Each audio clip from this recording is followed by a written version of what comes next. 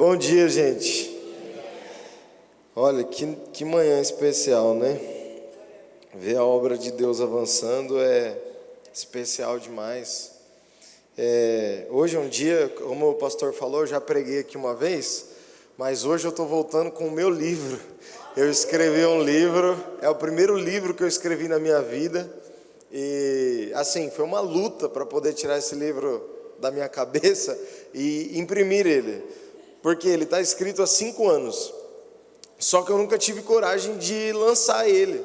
E aí o meu pastor falou assim: mano, para com isso, velho, você tem algo para dizer para as pessoas. Ele falou: vamos imprimir o livro, vai abençoar. E eu estou recebendo testemunho todo dia de gente que começou a pregar o evangelho por causa do livro, de gente que evangelizou a tia, o papagaio. Tem gente evangelizando até o manequim da Renner agora, depois que leu o livro. O manequim para, ele... Jesus te ama. Então começou uma santa epidemia de pregação do evangelho por aí. E o nome desse livro é Pregue Agora ou Cale-se para Sempre. Por que eu dei esse nome? Primeiro, pela uma frase de Reinhard Bonk, um grande evangelista do século 21, que morreu tem 3 anos, se eu não me engano. Ele, ao término da vida dele, mais de 5 milhões de pessoas tinham aceitado a Cristo pelo ministério dele. Na África, ele fez cruzadas, milagres.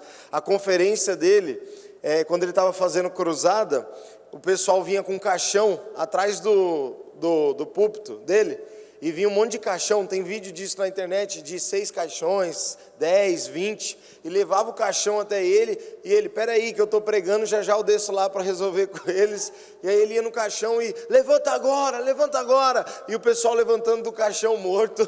Então foi um irmão que foi muito usado para ressuscitar mortos, para curar. E ele tem uma frase que ele fala o seguinte: o evangelho é eterno, mas nós não temos a eternidade para pregá-lo. Então o evangelho, a pregação dele tem prazo de validade.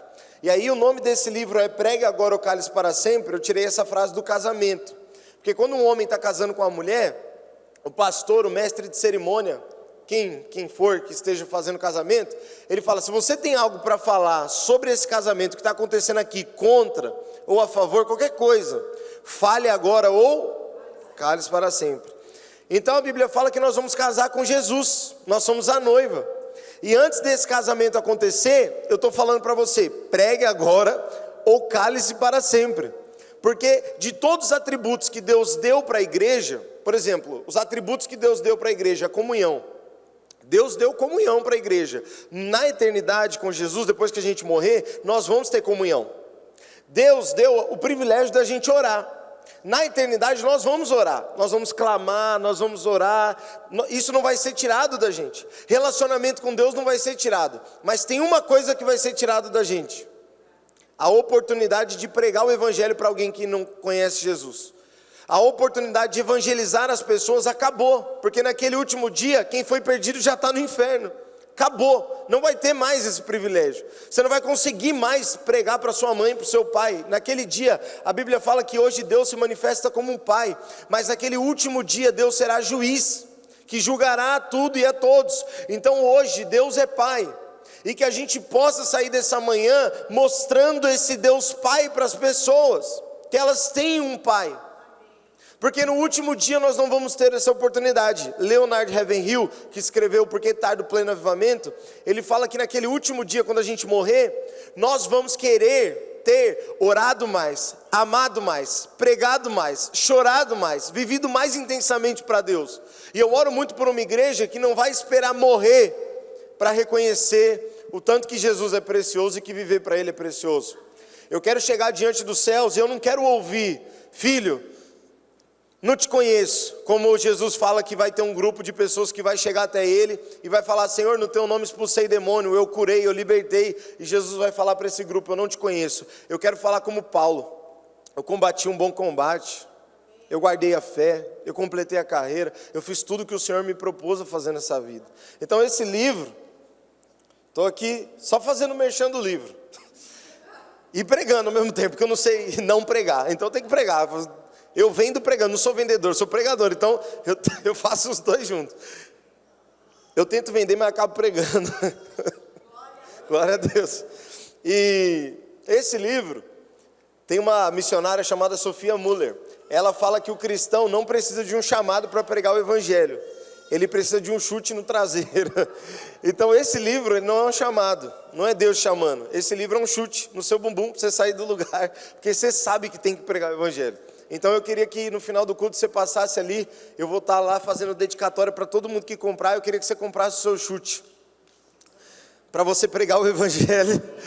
Tem alguém fazendo aniversário aqui hoje? Tem alguém que vai fazer amanhã, nessa semana? Tem alguém? Ano que vem? Não vale, pô. Não tem? Quem? Você? Quando? Ah, é seu. Presente. Não, vem aqui pegar, vem pegar. Aí, ó, presente. Como que é seu nome? Tó, você ganhou o primeiro chute. O primeiro chute foi pra você. Obrigado, Deus abençoe. Valeu, valeu, valeu. Aleluia. Gente, antes que eu comece a palavra, eu sei que tem pessoas novas aqui que eu nunca vi na vida. Ó, tô falando como se eu viesse aqui todo domingo, hein? Eu vou contar meu testemunho para vocês me conhecerem um pouco. Antes de começar minha palavra, eu queria passar uma foto aqui para vocês. Esse sou eu, MC de funk, com 13 anos, chamado MC Robicinho. Porque meu pai chama Robson, eu chamo Robson e eu era MC Robicinho. Nessa época aqui eu cantava funk proibidão, gostava de pegar celular dos outros na rua, boné, droga. Meu maior sonho era ter um prostíbulo e uma boca de fumo. Você vê que eu sou empreendedor desde cedo, tô brincando.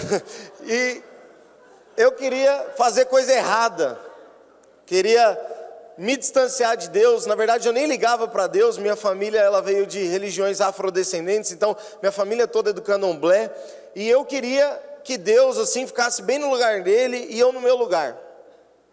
E aqui com 13 anos, o que eu já tinha vivido? Meu pai já tinha ido embora com 7 anos de idade, quando eu tinha 7 anos. Quando meu pai foi embora, eu implorei para o meu pai ir embora, porque eu via briga todos os dias na minha casa, e brigas assim, não era briga normal, era briga de garfo, faca, prato, tudo que você imagina. Eu vivi uma vida conturbada com crises de depressão, de tristeza. Eu não tive meu pai presente, então hoje, né, eu estava vendo até ontem uma pesquisa, 50% hoje das crianças não têm um pai presente no Brasil, já chegou a 50%.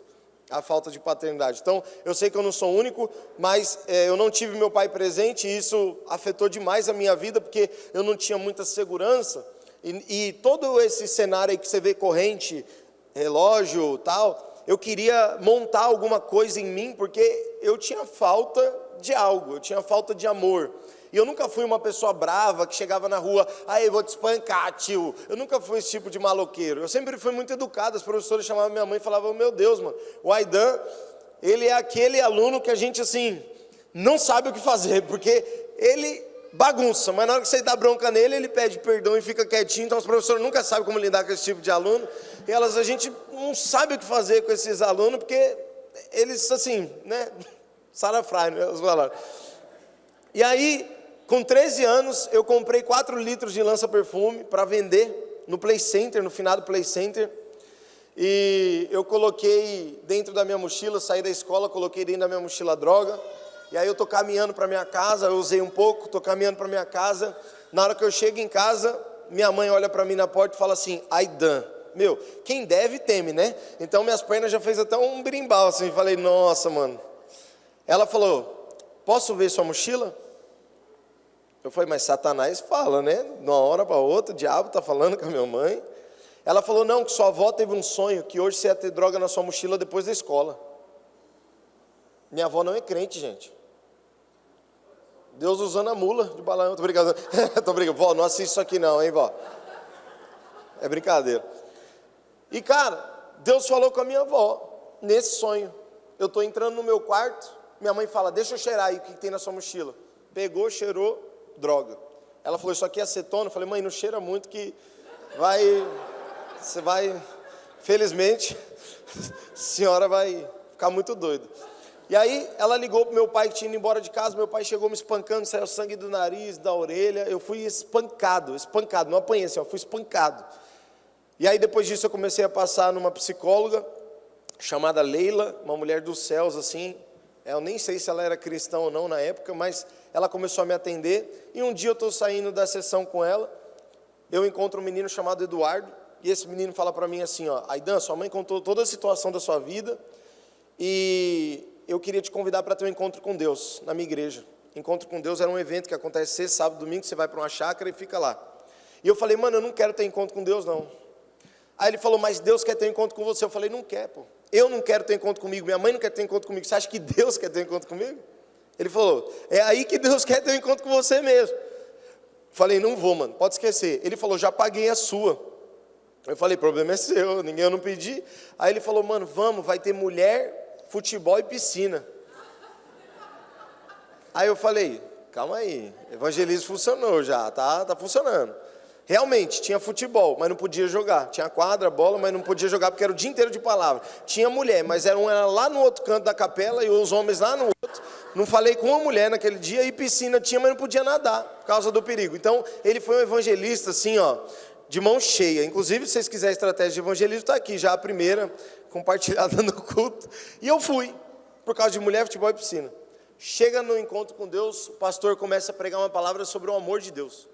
E Deus vai te dar uma experiência com a cruz do Calvário, Deus vai te dar uma experiência com a cruz do Calvário. Aí eu falei, com a cruz, esses caras vão me crucificar. Isso aqui minha mãe que armou esse negócio aqui para me bater de novo. Deus vai te dar uma experiência com a cruz, eu apaguei. Aí eu vi uma cruz, um rosto brilhando, e o Senhor Jesus falando para mim, foi por você, foi por você, foi por você. Nesse dia começou minha conversão. Nesse mesmo dia Deus falou que eu seria pastor, que eu iria para a África, que eu iria para as nações. Eu tinha 13 anos, meu sonho era ter um prostíbulo, uma boca de fumo. Eu cantava funk proibidão de crime. E nesse dia Deus falou que eu seria pastor, iria para a África. Na hora que Deus falou África, eu dei uma coçada, falei, Orlando? Ele falou, não, África. E Deus falou que eu iria para a África, me chamou para o ministério. E desde os meus 13 anos, eu comecei a servir tempo integral na igreja. Eu saía da escola e eu ia para a igreja lavar o banheiro, arrumar a cadeira, cuidar das coisas para o pastor, pagar a conta. Fui o office boy da igreja, fui seminarista da igreja, fui tudo da igreja.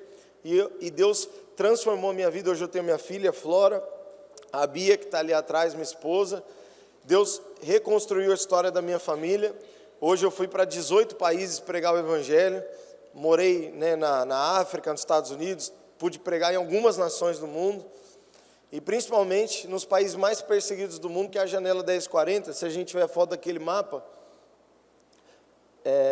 essa região do mundo chama janela 10x40, tem uma matéria dentro da teologia que chama missiologia, e é o estudo de missões, estudo da expansão da igreja no mundo.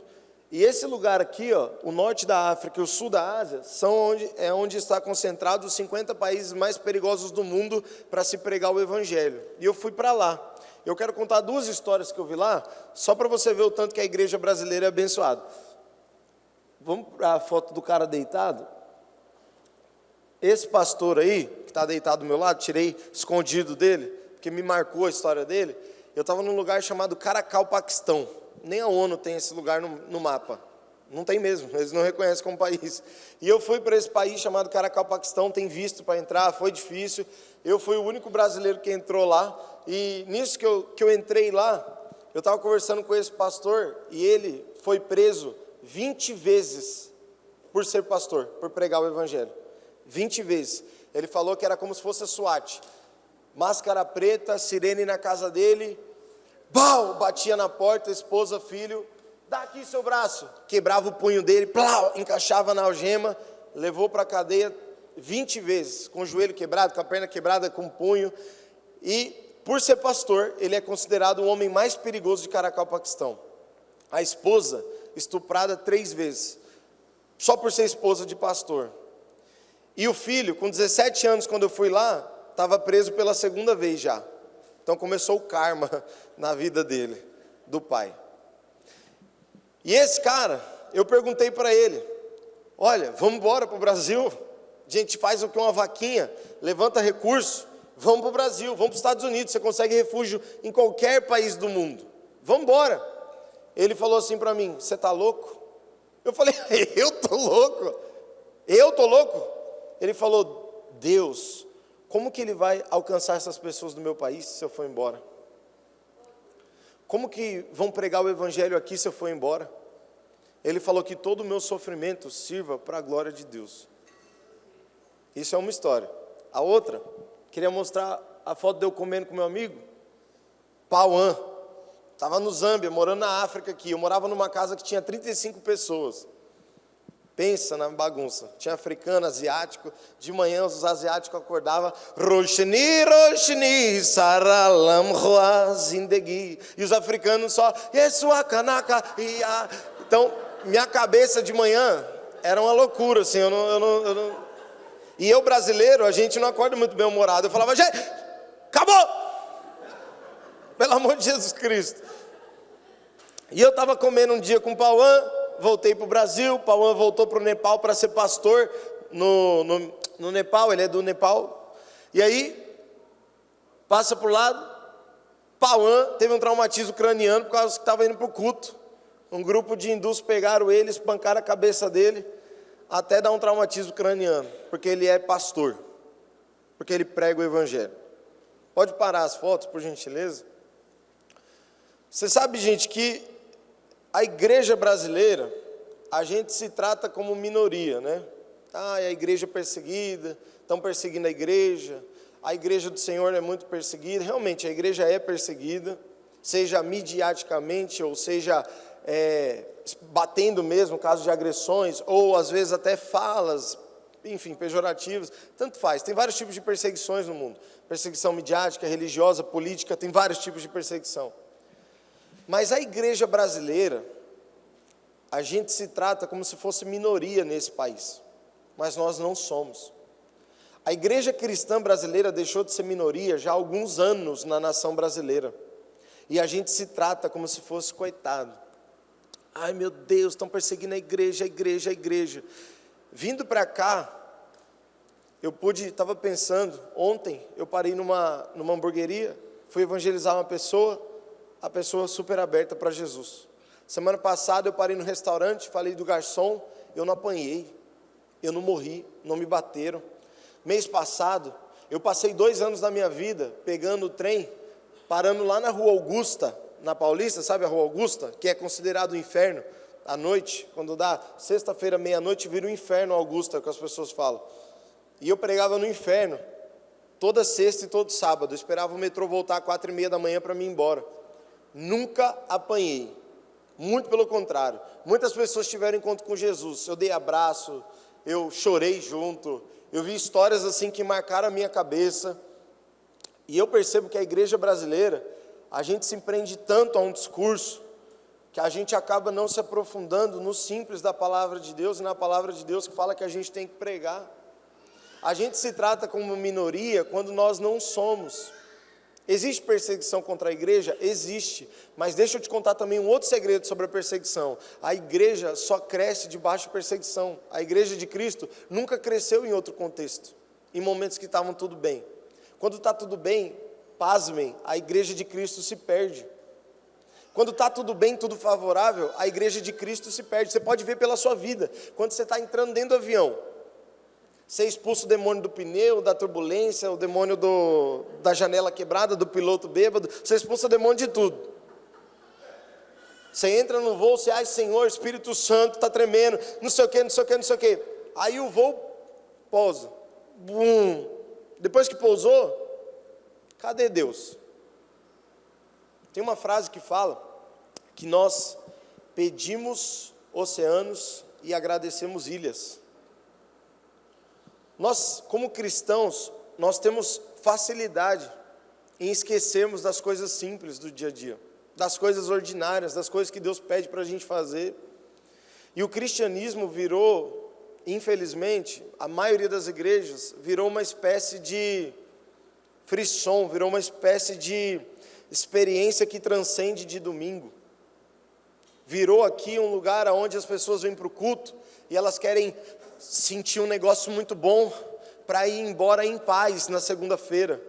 As pessoas começaram a buscar a igreja pelos seus próprios interesses, pela própria paz. As pessoas começaram a buscar a Deus pelas bênçãos, pelos carros, pela sabedoria. Tem um monte de gente hoje que busca a Deus pela sabedoria.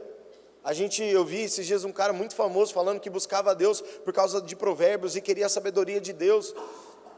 E tá bom, tudo bem com isso, mas a sabedoria de Deus ainda é só uma pequena fração de quem Deus é. A cura de Deus é uma pequena parte de quem Deus é.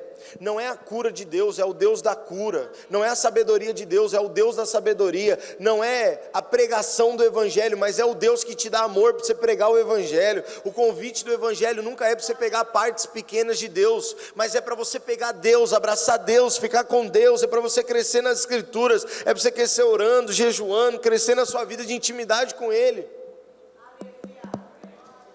E a igreja, por não conhecer a Deus, ela passa a não se conhecer. Mateus 26, Jesus está na última ceia, com os discípulos dele, e ele fala algo: hoje ferirão o pastor, e as ovelhas do rebanho serão dispersas. Toda vez que a imagem de Jesus está ferida na sua cabeça, você está disperso, é automático. Todas as vezes que você perde conexão com Deus, você perde conexão consigo mesmo, você não sabe quem você é. Porque só quem te criou pode te falar para o que você foi criado. Você pode vir aqui na frente e falar assim para o pastor Haroldo: pastor, por favor, fala o que eu tenho que fazer da minha vida. Eu tenho que ser pastor, eu tenho que ser apostila, eu tenho que ser apóstolo, eu tenho que ser diaconisa, diácono, presbítero. O que eu tenho que ser? É um fardo pesado demais para um pastor te falar o que você tem que ser. Mas para Deus é natural, porque Ele te criou para ser alguma coisa. Então, se tem alguém que pode falar para o que você foi criado, é o próprio Deus. E eu quero ler com você uma passagem das Escrituras. Eu quero ser bem breve. Até que horas a gente vai aqui, pastor? Eles vão perder o almoço, aí o crente começa a ficar bravo. Quando não almoça, crente dá espaço para o inimigo. Estou brincando. Vamos lá. Amém, amém. Então vamos lá, gente. Gênesis 1, 26. Estou falando aqui sobre a identidade de Deus, e a gente vai terminar de construir aquela ideia que eu falei sobre pregação, sobre identidade. A Bíblia fala assim: também disse Deus: façamos o homem à nossa imagem, conforme a nossa semelhança. Tenha ele domínio sobre os peixes do mar, sobre as aves dos céus, sobre os animais domésticos, sobre toda a terra, e sobre todos os répteis que rastejam pela terra. A criação do homem, eu queria que você guardasse isso, não foi pela tarefa. A criação do homem foi por quem ele era, pela identidade. Deus não falou assim: façamos um trabalhador para cuidar do mundo, façamos um robô para cuidar da terra, façamos uma máquina para cuidar dos peixes, das aves e dos cachorros. Deus falou: façamos um homem à nossa imagem e à nossa semelhança. Depois a Bíblia fala que ele dominaria sobre os peixes, sobre as aves, e depois a Bíblia vai reforçar esse chamado do homem. Você vai ver Deus reforçando esse chamado do homem, quando Deus olha para Adão e fala: Adão, cultiva e guarda o jardim. O que eu quero falar isso para você em um princípio importante para a sua vida? O trabalho para Deus precisa ser antecedido de senso de identidade, de quem que você é. Se você hoje trabalha para Deus e não sabe quem você é, provavelmente você vai se cansar daqui a algum tempo e você vai desistir de Deus, porque você é como um carro que está rodando sem gasolina, está apitando a luz de gasolina, bum, bum, bum, e você está indo. Você está pregando, você está orando, você está fazendo aqui na igreja, mas você não está se enchendo de vida de Deus. Então esse rio que sai de dentro de você não está fluindo, e uma hora para, e você deu tanto, e você vai se cansar e desviar. Por isso que eu vejo muita gente que teve tempos de crente e fala assim: eu cansei porque eu passei muitos anos dando minha vida para a igreja. E realmente a pessoa pode ter até dado a vida para a igreja, mas sabe qual é a maioria dos erros que eu vejo? É que as pessoas, enquanto estavam dando a vida para a igreja, não estavam abraçando Jesus, não estavam conhecendo Jesus. Você acha que Jesus fez a vida dele à toa? Ele ficou 30 anos para começar o ministério, e o ministério dele durou aproximadamente 3 anos. A gente quer ter preparação de 3 anos para um ministério de 30. Você acha que é à toa que Jesus começa a se preparar para baixo? Jesus começa a se preparar 30 anos para ter um ministério de 3. A geração de hoje, a gente não quer nem 3 anos, que é muita coisa. A gente quer 1 ano e depois ter um ministério de 75 anos, porque 1 ano já foi demais, assim, orar 1 ano já é demais. A gente quer recompensa imediata pelas coisas que nós fazemos. E a Bíblia fala que Deus começa um homem por quem ele era. E eu quero te falar que Deus aqui nessa manhã, e você é a igreja de Cristo, amém? Deus não te chama pelo que você faz.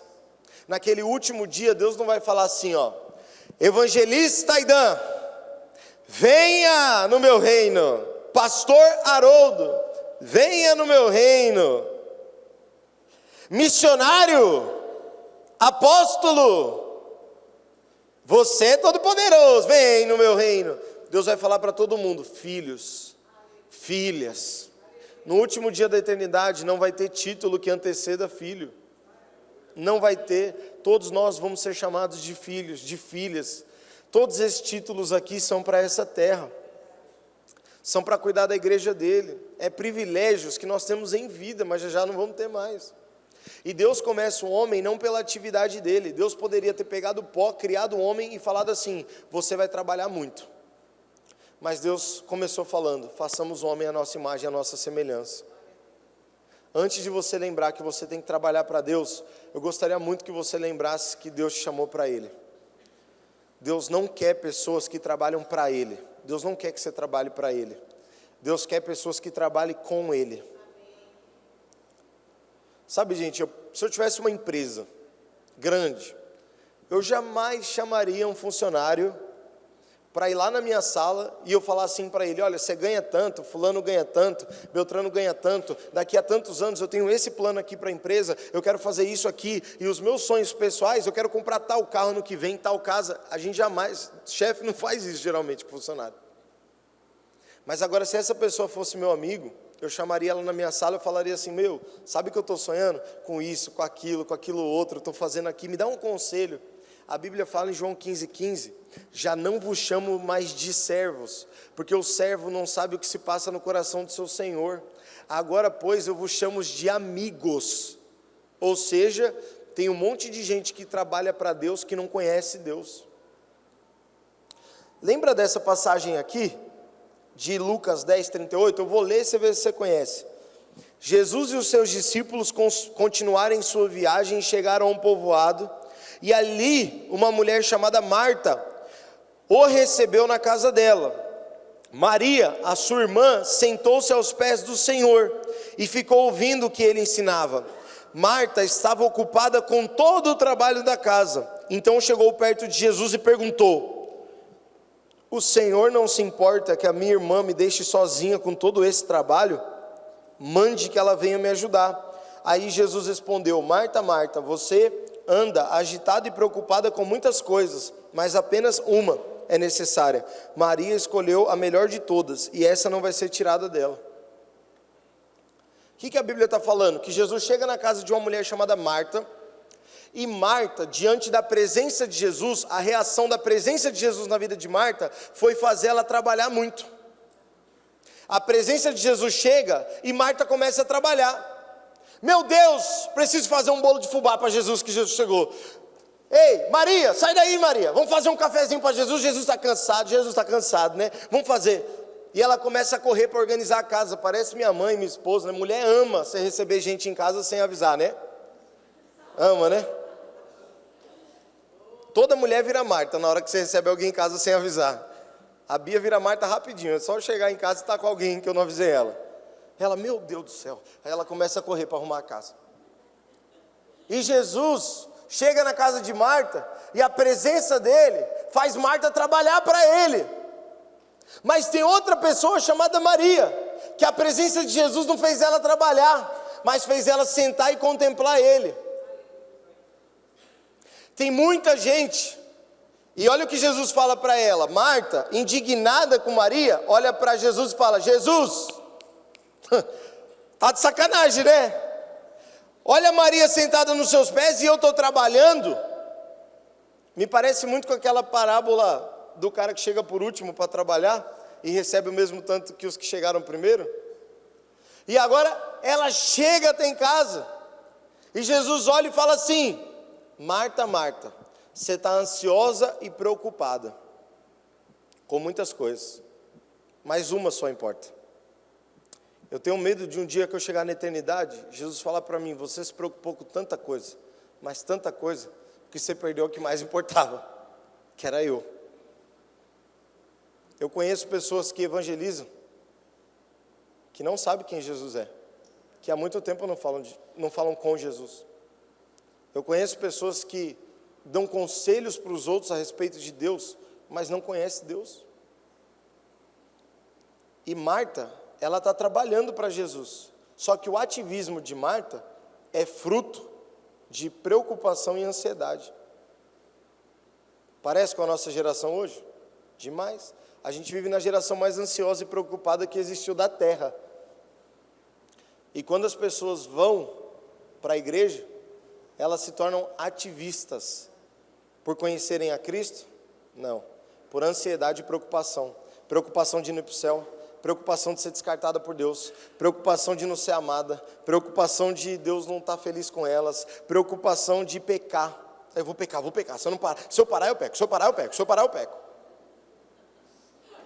O crente virou viciado em produção, em produzir. A igreja virou mercadológica. Nós amamos as pessoas pelo que produzem. Só que tem um problema do evangelho, que Deus não ama ninguém pelo que produz. Deus ama você por quem você é. E isso é difícil para você, porque a nossa vida inteira a gente aprende que nós somos amados pelo que produzimos. Num relacionamento, normal isso, né? Quanto mais você agrega valor, mais a pessoa te agrega valor, você constrói vínculo. Isso é normal para a vida. Mas diante da eternidade, agora falando de algo eterno, divino, Deus não está nem aí para o tanto que você produz. Deus está aí para quem você é. E Marta, é como se ela falasse: eu preciso fazer alguma coisa grande para Deus, porque Deus está na minha casa. Mas aí que está, fazer algo para Deus nunca vai ser maior que o próprio Deus. Por isso que Deus olha para Marta e fala: Marta, você está até fazendo uma parada boa para mim, mas Maria, ela está comigo. Eu tenho medo que a gente faça tantas coisas para Deus, que a gente perca Deus de vista. Vire automático a nossa vida. Os cultos são automáticos. A gente chega aqui no domingo, já sabe que hora abre, que hora fecha, que louvor que canta, ofertório, palavra, acabou. Você sabe da liturgia. Mas cadê a vida de Deus? Cadê a surpresa do evangelho? A boa nova que se renova a cada manhã? Cadê as escrituras transformando rema no nosso coração? Palavra viva, transformadora, que edifica. Nós aprendemos a viver um cristianismo no robô. É robô, é automático. Você ora no automático. Você lê a Bíblia no automático. Eu oro para que Deus estrague os seus cronogramas. Eu oro para que Deus derrube você do cavalo. Eu oro para que Deus te dê um encontro que mude todos os seus planos. Todos os seus planos. Porque Deus não está aqui para te servir, para fazer seus planos acontecerem. Nós estamos aqui para fazer os planos deles acontecerem. E agora, Marta, ela quer fazer algo para Deus, mas ela esquece que Deus está lá. O crente quer ir para a África, quer pregar o evangelho, quer ir para as nações, mas esquece que Deus é o Deus das nações. Mas esquece que o Deus é o Deus da África, mas esquece que o Deus é o Deus da pregação. Então eu queria que antes de você fazer alguma coisa para Deus, você voltasse para Deus. O chamado de Jesus primeiro da Bíblia não é para ir. O chamado primeiro de Jesus da Bíblia é para vir. Olha o que Pedro fala. Que Jesus fala para Pedro em Mateus 4,18. Jesus estava andando pela beira do lago da Galileia quando viu dois irmãos que eram pescadores, um chamado Simão e outro Pedro. Um chamado Simão Pedro e outro André. Eles estavam no lago pescando com redes. Jesus lhe disse: venham comigo, que eu ensinarei vocês a pescar gente. Em outra versão, a Bíblia vai falar: Pedro, vem até mim, e eu vou te fazer pescador de homens. Aí, essa versão. e eu vou te fazer pescador de homens. Ou seja, é como se Jesus falasse para Pedro: Pedro, quando você se converter, me encontrar, as técnicas de pescaria que você aprendeu não funcionam. Porque no reino dos céus é a minha técnica que funciona. Eu mando na igreja, eu ensino a pescar gente. Porque Pedro já era pescador, estava na identidade dele. Como que você acha que ele ia pescar gente? Como ele pescava peixe, porque foi a vida dele toda fazendo isso. Jesus falou: Pedro, eu vou te ensinar e eu vou te fazer pescador de homens. Quando a gente se converte e a gente vem nesse ritmo de produzir, trabalho, pagar conta, produzir, você é o que você tem, a gente chega na igreja e mantém a mesma frequência. Eu vou usar a minha pós-graduação, a minha graduação, o meu inglês, o meu isso, o meu aquilo, eu vou usar tudo para o reino de Deus. E realmente Deus pode usar tudo que Ele quiser. Mas tem um detalhe nisso: o reino de Deus não cabe numa planilha do Excel. O reino de Deus não é organizado pelo que você aprendeu na sua graduação. Porque o que manda no reino de Deus é Deus. E Ele pode pegar algo simples e fazer algo complexo, e pegar algo complexo e fazer ser simples. Deus é embaçado demais. E eu fico chocado com isso. Porque eu falo que eu, irmãos, sabe o burro? Alguém burro? Vocês conhecem alguém burro? Não? Eu conheço. Eu era mais que burro. E eu cresci ouvindo da minha mãe que eu não ia dar em nada, eu não ia estudar, eu não ia fazer isso, não ia fazer aquilo. E aí eu vou para um país chamado Zâmbia para aprender inglês na África. Meu inglês assim, gente, é lindo. Pastor, eu chamo de pasta. Parece brother, eu aprendi que é brota, mano. E eu fui para a África, cheguei lá com toda essa crise. Eu não tenho graduação, eu não sei falar nem português direito, imagina inglês. O que eu vou fazer da vida? Eu vou pegar em inglês? Deu 2 meses, gente, eu orando todo dia: Deus me dá inglês, Deus me dá inglês, Deus me dá inglês. Aí Deus mandou um irmão lá na Inglaterra para me evangelizar, tô brincando. Aí Deus me dá inglês, Deus me dá inglês. Ninguém entendeu a piada, né? Deus me dá inglês, Deus me dá inglês. E aí, cara, deu 2 meses, um pastor chega para mim, pastor Marcelo, meu amigo: toma essa apostila aqui, ó. A partir de amanhã você dá aula. 1 semana de aula em inglês. Eu falei: mano, vamos embora. Coragem eu tenho. E aí eu peguei, dei aula 1 semana de evangelismo. Aí fiz evangelismo, fui evangelizar na rua. Eu acho que eu mandei um monte de gente pro inferno, que eu só sabia falar hell, Jesus, love you. E eu dei aula, não sei do que, não sei o que eles aprenderam. Era para ser evangelismo o plano original, agora eu não sei do que foi. E eu dando aula em inglês, e ele chorando na aula. E eu chorava junto, que tipo, eu não sei o que eu estou falando. E ele chorando, e Deus dando encontro para eles com a presença de Jesus. E todos eles saíram para pregar o evangelho. A gente teve 147 pessoas que aceitaram Jesus num domingo, que a gente foi para a rua pregar o evangelho. E aí eu fiquei: Deus do céu, eu achei que não era para mim. E eu comecei a falar inglês. Hoje eu falo inglês, fui para os Estados Unidos e tal, falando inglês já. E eu aprendi de jeito, sobrenatural. Para você ver que Deus, muitas vezes, Ele não vai contar com capacidade, Ele vai contar com disposição. Paulo fala um negócio que é a chave do evangelho. Ele fala: o poder de Deus se aperfeiçoa nas minhas fraquezas. Sabe por que tem muito crente que não vê mais poder de Deus? Porque não tem mais fraqueza. Você fala com a pessoa, ele é um anjo. Jesus não pode. Se você erguer a mão aqui, Jesus te puxa. De tão santo que você é. Você não pode nem ficar dando muito glória aí, que Jesus te puxa uma vez. Você vai falar: glória a Deus. Espera, calma. Esse aqui, vou pescar. É muito santo para mim. O poder de Deus não se aperfeiçoa nas nossas forças. O poder de Deus se aperfeiçoa nas nossas fraquezas. Eu estou cansado de crente forte, estou cansado de crente que sabe o que fazer, sabe o que falar, sabe o que agir, sabe como pregar, sabe que a gente não saiba fazer nada, mas que a gente dependa da presença de Jesus para fazer tudo. Eu estou cansado de saber lidar com a igreja, gente, a gente vai conversar com algumas pessoas e as pessoas falam, deu pandemia? Já sei o que fazer. Vou criar um aplicativo assim, assim, assado, uma startup disso aqui, e a igreja que estava de tanto vai sair do ponto A para o B, e a gente vai entender o approach da igreja e mudar o mindset de todos os cristãos para que eles alcancem o seu fulfillment. E a gente vai selling the kingdom of God. Não funciona, cara, porque a igreja é de Jesus. A igreja de Atos podia crescer de um jeito, mas Deus escolheu que ela crescesse de outro. Olha isso, em Atos 1, Jesus fala para a igreja: vocês vão para Jerusalém, Samaria, Judeia, até os confins da terra. Atos, a igreja vai ficar em Atos capítulo 1, cada capítulo de Atos tem um ano, cronologicamente. Só o Atos 6, se eu não me engano, que tem 2 anos. Atos 7. Aí pega 1 ano a igreja de Jerusalém, 2 anos a igreja de Jerusalém, 3 anos a igreja de Jerusalém, 4 anos a igreja de Jerusalém, 5 anos a igreja de Jerusalém, 7 anos a igreja de Jerusalém, 7 anos a igreja de Jerusalém. No 7º ano, Estevão começa a ser perseguido. Lembra disso?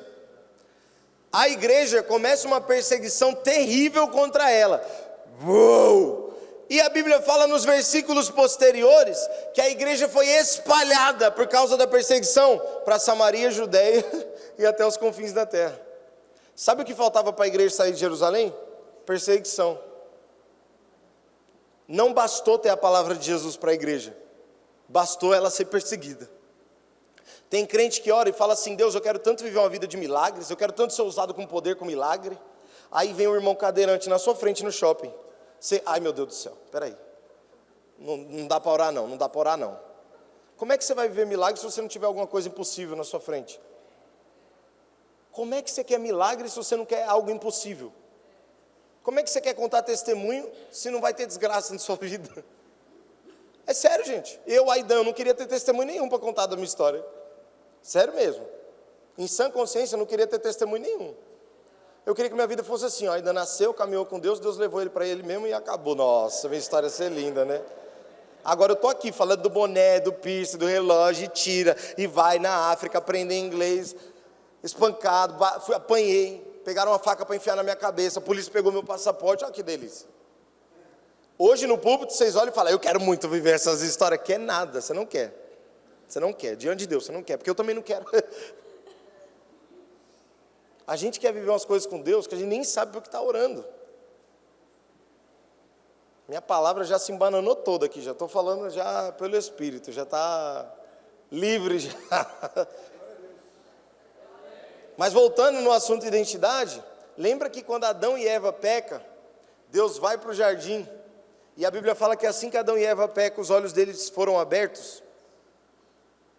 Olha isso, Deus não criou ninguém para ficar com o olho aberto. Deus criou você só para olhar para Ele. Adão só olhava para Deus no Éden. Só Deus. Ele vinha, caminhava com Ele, ele só tinha olhos para Deus. Adão pecou, os olhos deles foram abertos. Ou seja, Deus não criou ninguém para ficar olhando o que é bom, o que é mal, o que é grande, o que é pequeno, ficar julgando os outros. Marta julgando Maria. Olha aí, Jesus, Maria está sentada, essa irmã não produz nada para o reino de Deus. E é como se Jesus falasse para Marta: não é sobre produzir, é sobre sentar aos meus pés. E a gente vai produzir muito para o reino de Deus, mas vai chegar lá e tem muita coisa que Deus nem te pediu para produzir. Quanto jejum, quanto trabalho que a gente faz. Eu falo para a Bia, eu falo: amor, o dia que eu ficar pregando o evangelho pelas nações e eu perder meu casamento, não valeu de nada pregar o evangelho, porque minha família é o que importa. O dia que eu der tempo para a igreja e não der tempo para os meus filhos, acabou, eu não tenho mais razão de viver. Conheci muito pastor, gente, que perdeu tudo por causa do evangelho. E tudo que não era para perder, isso que é o pior. E o que era para perder, ele não perdeu. O que a gente perde com Deus? A gente perde o ego, a gente perde a vaidade, a gente perde a vanglória, a gente serve os irmãos, a gente perde nossa vida, nosso tempo. Mas tem coisas que Deus não quer que você perca, e a gente perde por fazer da maneira errada. Nosso ativismo não parte de relacionamento, nosso ativismo parte de preocupação e ansiedade, achando que Deus vai aceitar mais quem produz mais. Eu quero tirar um peso das suas costas essa manhã. Eu quero falar que mesmo que você não produza nada para o reino de Deus, Deus te ama. E se essa verdade bater no seu coração tão forte assim, ó, eu tenho certeza que você não vai ficar sem produzir nada. É o que é.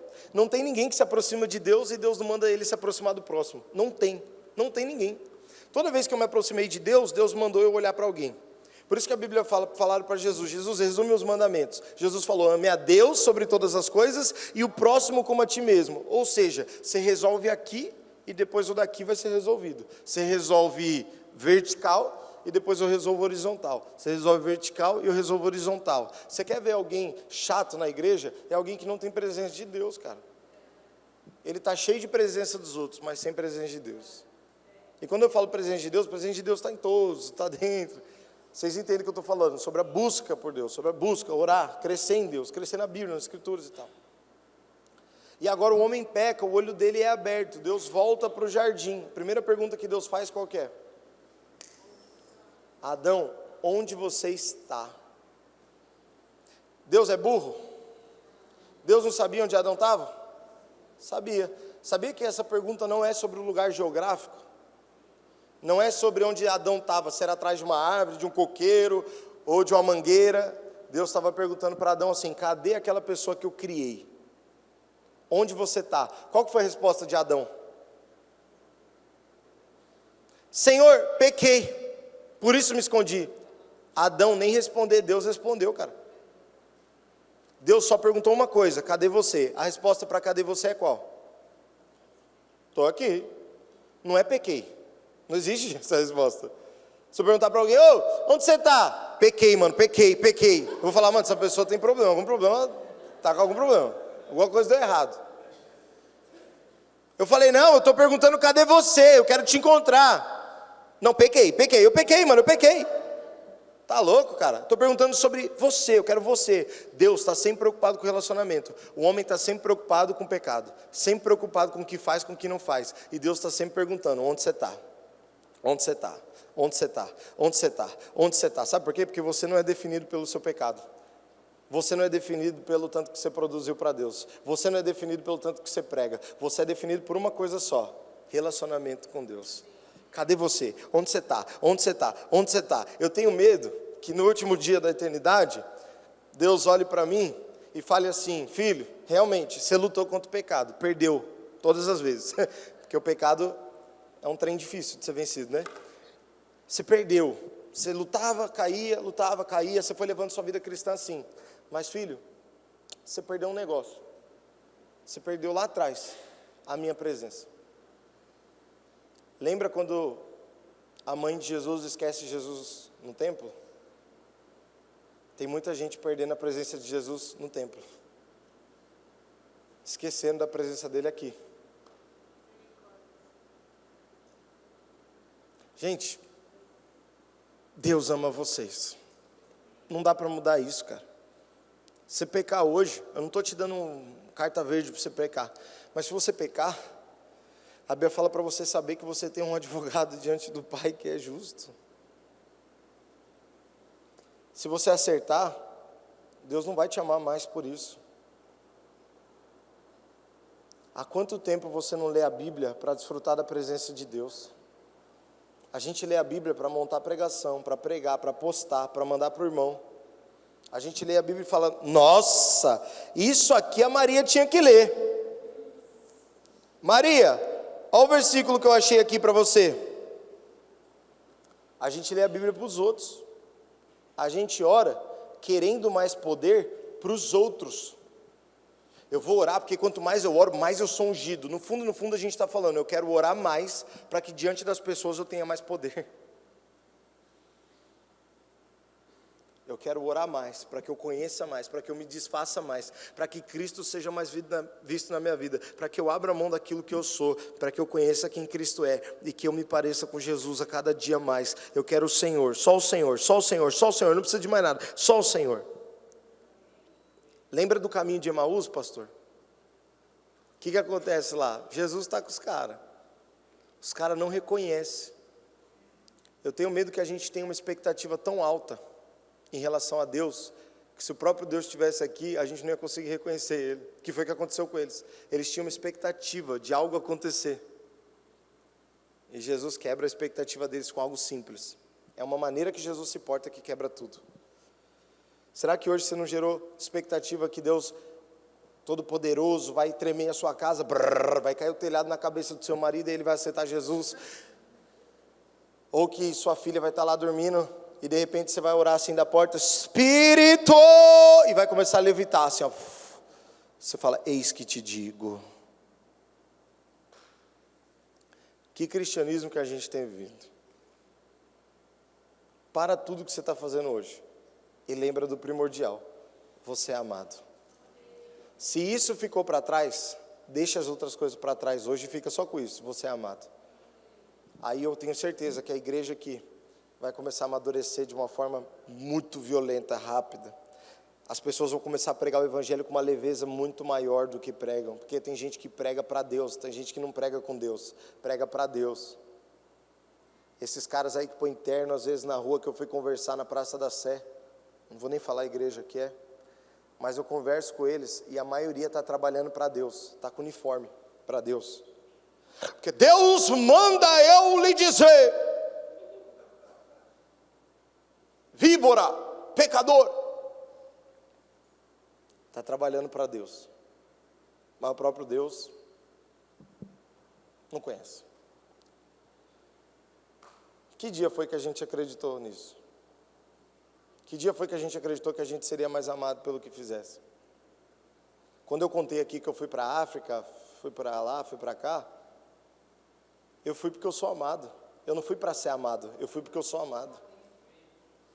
Eu estou aqui pregando, não é para ser amado, eu estou pregando porque eu sou amado. Tem uma grande diferença nisso, gente.